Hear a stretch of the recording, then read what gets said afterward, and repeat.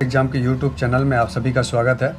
दोस्तों, हमने RRB NTPC के लिए समान अध्ययन का जो प्रैक्टिस सेट शुरू किया था उसका आज 27वां प्रैक्टिस सेट लेकर उपस्थित हुए हैं। तो चलिए प्रारंभ करते हैं अपने प्रश्न नंबर 1 से।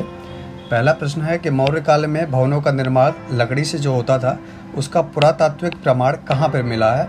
विकल्प ए है कौशाम्बी से, विकल्प बी है कुम्हार से, विकल्प सी है अंतरंजी खेड़ा से और विकल्प डी है तक्षशिला से। तो इसका सही विकल्प कौन सा होगा? इसका सही विकल्प होगा दोस्तों विकल्प बी, यानी कि कुम्हार से जो है मौर्य काल समय के लकड़ी से बने जो पुरातात्विक प्रमाण है उसकी प्राप्ति हुई है। आपको बता दें मौर्य काल का जो संस्थापक था वो चंद्रगुप्त मौर्य थे। चंद्रगुप्त मौर्य मौर्य काल के संस्थापक थे। इन्होंने नंद वंश, जिसके जो अंतिम शासक था घनानंद, उसको खत्म करके इन्होंने मौर्य काल की स्थापना की थी। तक्षशिला जो बेसिकली अफगानिस्तान में पड़ता है, इसके जो प्रमुख आचार्य थे चाणक्य। इनकी एक बहुत ही प्रसिद्ध पुस्तक है, उसका नाम है अर्थशास्त्र। ये कई एग्जामों में पूछा जा चुका है कि अर्थशास्त्र किसकी प्रसिद्ध पुस्तक है, तो वो है चाणक्य की। और ये भी पूछा गया है कि अर्थशास्त्र बेसिकली किस सब्जेक्ट से जुड़ी हुई है, तो इसका सही विकल्प इकोनॉमिक्स ना होकर पॉलिटी है। तो अर्थशास्त्र पॉलिटी की किताब है। दूसरा सवाल है आगरा नगर की स्थापना की गई, मतलब आपको बताना है आगरा नगर की स्थापना किसने की थी। विकल्प ए है बहलोल लोधी द्वारा, विकल्प बी है सिकंदर लोधी द्वारा, विकल्प सी है इब्राहिम लोधी द्वारा और विकल्प डी है अलाउद्दीन आलम शाह द्वारा। तो इसका सही विकल्प होगा दोस्तों, सही विकल्प है विकल्प बी, यानी सिकंदर लोधी द्वारा आगरा नगर की, आगरा सिटी की स्थापना की गई थी। तीसरा सवाल है मदिरा एवं अन्य मादक द्रव्यों के प्रयोग पर निषेध लगाने वाला मुगल सम्राट का नाम क्या है। विकल्प ए है बाबर, विकल्प बी है औरंगजेब, विकल्प सी है जहांगीर और विकल्प डी है शाहजहां। तो आपको बताना है वो कौन सा मुगल सम्राट है जिसने मदिरा और अन्य मादक द्रव्यों के प्रयोग पर पाबंदी लगा दी थी। तो इसका सही विकल्प कौन सा होगा दोस्तों? इसका सही विकल्प है विकल्प सी, यानी जहांगीर। जहांगीर की पत्नी का नाम था मेहरुन्निसा और शाहजहां की पत्नी का नाम था मुमताज़ महल। मुमताज़ महल के नाम पे ही शाहजहां ने आगरा में ताजमहल का निर्माण करवाया था। आपको बता दें बाबर जो मुग़ल सम्राट की स्थापना की गई थी, तो उनकी शुरुआत उन्होंने बाबर ने ही की थी। और औरंगजेब के समय में अक्सर पूछा गया है कि औरंगजेब के समय में सबसे ज़्यादा किन की भर्ती की गई, तो हिंदू सैनिकों की भर्ती सबसे ज़्यादा औरंगजेब जो एक मुग़ल सम्राट थे उनके समय में की गई थी। चौथा सवाल है भारत में निम्नलिखित प्रजातियों में से किसका बृहत्तम क्षेत्रीय विस्तार है। सबसे ज़्यादा क्षेत्रीय विस्तार किसका है आपको बताना है। विकल्प ए है साल, विकल्प बी है शीशम, विकल्प सी है सागौन और विकल्प डी है देवदार। तो इसका सही विकल्प कौन सा होगा दोस्तों? इसका सही विकल्प है विकल्प ए, यानी साल वृक्षों का सबसे ज़्यादा भारत में क्षेत्रीय विस्तार है। पांचवा सवाल है ब्राज़ील के सवाना घास के मैदानों को क्या कहा जाता है। अलग अलग देशों में अलग अलग घासों को, चाहे वो शीतोष्णकटिबंधीय घास हो या उष्णकटिबंधीय, उनका अलग अलग नाम है। तो आपको बताना है कि ब्राज़ील क्षेत्र में जो सवाना घास के मैदान है उनको क्या नाम दिया गया है। विकल्प ए है कंपोज, विकल्प बी है डाउन्स, विकल्प सी है पंपास और विकल्प डी है प्रेरीज। तो इसका सही विकल्प कौन सा होगा दोस्तों? इसका सही विकल्प होगा विकल्प ए, यानी कंपोज। ब्राज़ील में पाए जाने वाले सवाना घास के मैदान को कंपोज बोलते हैं। और भी आपको बता दें एशिया में जो घास पाई जाती है उसको स्टेपीज नाम देते हैं, स्टेपीज। और जो वेल्ड घास होती है वो दक्षिण अफ्रीका में पाई जाती है। साथ ही आपको बता दें जो डाउन्स है, डाउन्स जो घास का एक प्रकार है वो ऑस्ट्रेलिया में पाई जाती है। तो ये ज़रूर याद रखें। प्रेरीज बेसिकली नॉर्थ अमेरिका में पाई जाती है, प्रेरीज ऑफ नॉर्थ अमेरिका। छठा सवाल है भारत में प्रवेश करने वाली पश्चिमी विक्षोभ उत्पन्न होता है। आपको बताना है बेसिकली ये ठंडियों के टाइम में काफ़ी वर्षा कराते हैं भारत के उत्तर पश्चिम क्षेत्र में। तो आपको बताना है कि जो पश्चिमी विक्षोभ पैदा होता है ये कहाँ से होता है। विकल्प ए है अरब सागर से, विकल्प बी है अटलांटिक सागर से, विकल्प सी है भूमध्य सागर से और विकल्प डी है हिंद महासागर से। तो इसका सही विकल्प होगा दोस्तों विकल्प सी, यानी कि भूमध्य सागर में पश्चिमी विक्षोभ उत्पन्न होते हैं और वहाँ से जो पछुआ पवन चलती है उसका अनुसरण करते हुए भारत के उत्तर पूर्व बेसिकली जम्मू कश्मीर, पंजाब, हरियाणा और थोड़ा बहुत राजस्थान में बारिश होती है इससे। सातवां सवाल है निम्नलिखित राज्यों में से किसका अपना संविधान है। भारत की ये राज्य दिए गए हैं, इनमें से आपको बताना है किस राज्य का अपना खुद का संविधान है। विकल्प ए है जम्मू और कश्मीर, विकल्प बी है असम, विकल्प सी है नागालैंड और विकल्प डी है अरुणाचल प्रदेश। बहुत ही महत्वपूर्ण प्रश्न है क्योंकि ये एक अलग ही अपवाद राज्य है जिसे एक्सेप्शनल स्टेट बोलते हैं। तो इसका सही विकल्प कौन सा होगा? इसका सही विकल्प है विकल्प ए यानी जम्मू और कश्मीर। एकमात्र ऐसा भारत का राज्य है जिसका अपना एक अलग संविधान है। आपको बता दें जो भारत का संविधान है कॉन्स्टिट्यूशन ऑफ इंडिया, उसका जो अनुच्छेद है 370, उसके तहत जम्मू और कश्मीर को विशेष राज्य का दर्जा दिया गया है, जिसमें रक्षा, विदेश और वित्त संबंधी कुछ अधिकार केंद्र को दिए गए हैं। बाकी जम्मू कश्मीर का अपना संविधान है, उसके अकॉर्डिंग उसकी व्यवस्था प्रशासन चलते हैं। 8वां सवाल है जब राजा जी फार्मूला प्रस्तुत किया गया उस समय गवर्नर जनरल कौन थे भारत के? राजा जी फार्मूला बेसिकली भारत और पाकिस्तान के बीच पैदा हो रहे और बढ़ रहे डिस्प्यूट को कम करने के लिए प्रस्तुत किया गया था। तो आपको बताना है कि उस वक्त गवर्नर जनरल कौन थे भारत के।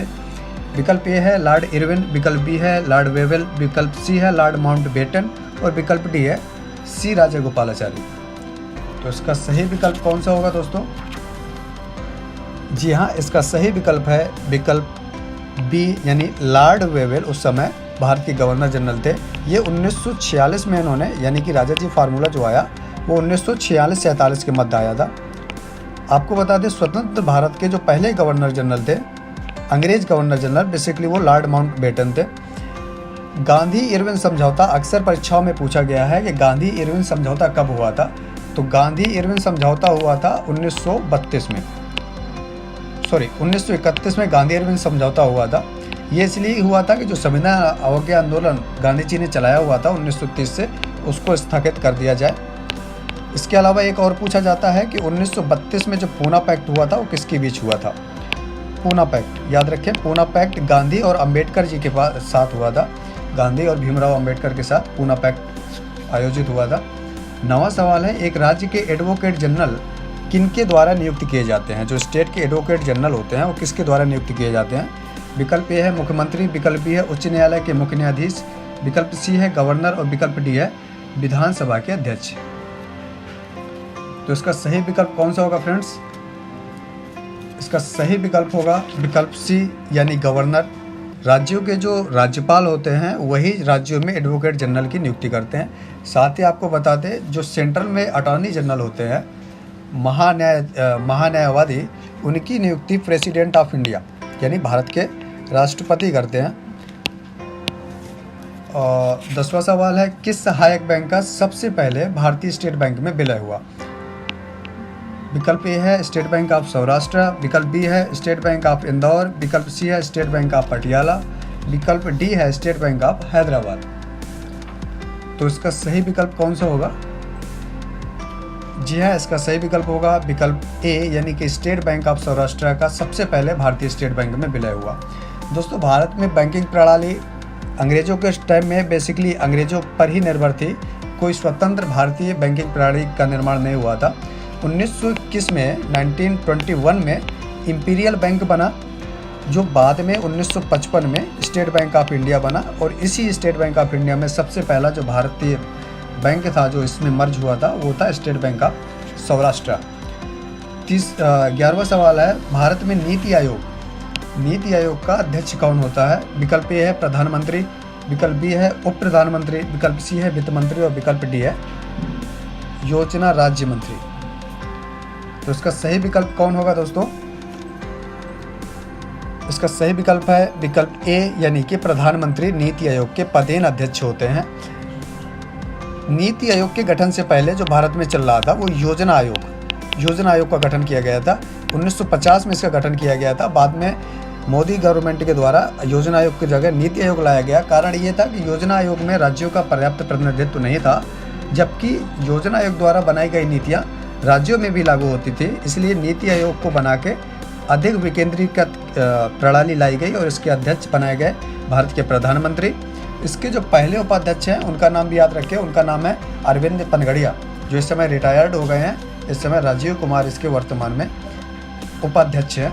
12वां सवाल है राष्ट्रीय योजनायन में रोलिंग प्लान का जो प्रिंसिपल दिया गया था वो किसके समय में दिया गया था? रोलिंग प्लान विकल्प ए है जनता सरकार, विकल्प बी है राजीव गांधी, विकल्प सी है श्रीमती इंदिरा गांधी और विकल्प डी है नेशनल फ्रंट सरकार। तो इसका सही विकल्प कौन सा होगा? इसका सही विकल्प है दोस्तों विकल्प ए यानी जनता सरकार द्वारा रोलिंग प्लान लाया गया था। 1978 और 79 में ये रोलिंग प्लान लाया गया था। बाद में 79 में ही जब कांग्रेस सरकार आ गई तो इसको ख़त्म कर दिया गया। ये मोरारजी देसाई, उस समय मोरारजी देसाई भारत के प्रधानमंत्री थे। 13वां सवाल है निम्नलिखित कौन सी प्रजाति, निम्नलिखित में से कौन सी प्रजाति भारत में स्थानीय स्तर पर विलुप्त हो गई है? विकल्प ए है जिम्स वल्चर, विकल्प बी है साइबेरियाई सारस, विकल्प सी है सफ़ेद पेट वाले बगुले और विकल्प डी है जंगली उल्लू। तो आपको बताना है कि कौन सी प्रजाति है जो भारत में स्थानीय स्तर पर, लोकल स्तर पर विलुप्त हो गई है। इसका सही विकल्प होगा दोस्तों विकल्प बी यानी साइबेरियाई सारस इस समय भारत में स्थानीय स्तर पर विलुप्त हो गई है। जो रेड डाटा बुक है, अक्सर ये पूछा जाता है रेड डाटा बुक किसके लिए जारी की जाती है? तो रेड डाटा बुक ये जारी की जाती है IUCN, ये अंतर्राष्ट्रीय एक संगठन है, उसके द्वारा ये जारी की जाती है। ये बताता है कि किस प्रजाति की स्टेटस क्या है, विलुप्त प्राय है, संकटग्रस्त है या किसी और स्थिति में है। तो उसने एक जारी किया है कि जो साइबेरियाई सारस है वो भारत में स्थानीय स्तर पर विलुप्त हो चुकी है।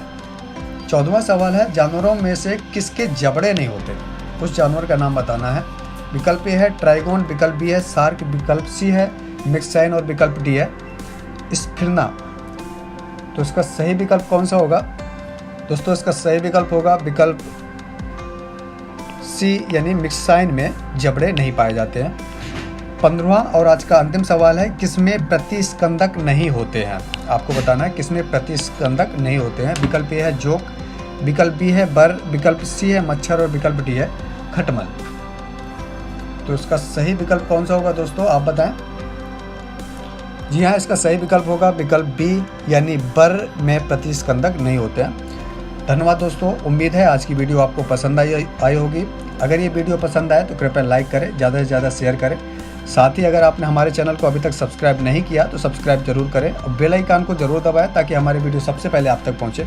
दोस्तों हमारे द्वारा जो प्रश्न डाले जाते हैं वो या तो किसी प्रतियोगी परीक्षा में आ चुके होते हैं या जिनके आने की बहुत ज़्यादा संभावना होती है, उन्हीं का संकलन किया जाता है जो आपकी परीक्षा की दृष्टि से बहुत ही महत्वपूर्ण साबित होंगे। तो कृपया पूरी वीडियो को ध्यान से सुना करें। परीक्षाओं जो प्रश्न दिए गए हैं उसके अलावा जो भी जानकारी आपको दी जाती है वो भी बहुत ही रिलेवेंट होती है। तो अगर फिर भी आपके कोई सुझाव होते हो तो कृपया कमेंट बॉक्स पर ज़रूर लिखा करें। आपके सफल भविष्य के लिए हमारी ओर से शुभकामनाएं। धन्यवाद।